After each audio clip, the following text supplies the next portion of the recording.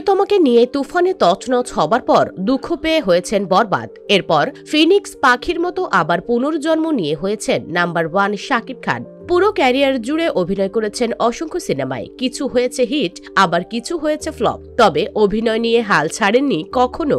একটা সময় বাংলা সিনেমা মানেই চিরচেনা সেট, পুরনো ডায়লগ, সাথে প্রচুর আবেগ। কিন্তু জরাজীর্ণ সেই গল্পধারা থেকে বের হয়ে করতে চেয়েছেন ভিন্ন কিছু।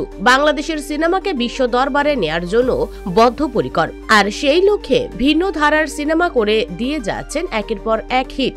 এবারের ঈদেও মুক্তি পেতে চলেছে শাকিবের দুটি সিনেমা, বরবাদ ও অন্তরাত্মা। ঈদ উল ফিতরে শাকিব খানের বরবাদ মুক্তি চূড়ান্ত তা আগে থেকে জানা ছিল, কিন্তু হঠাৎ করে শাকিব খানের আরেক ছবি অন্তরাত্মা মুক্তির ঘোষণা দিয়েছে প্রযোজনা প্রতিষ্ঠান। এদিকে শাকিবের জন্মদিনে সামাজিক যোগাযোগ মাধ্যমে নিজের অফিসিয়াল পেজ থেকে একটি পোস্ট করেছেন অভিনেত্রী অপু বিশ্বাস। পোস্টে লিখেছেন, শুভ জন্মদিন মেগাস্টার শাকিব। পোস্টে আরো লেখা, মাই শাহরুখ খান।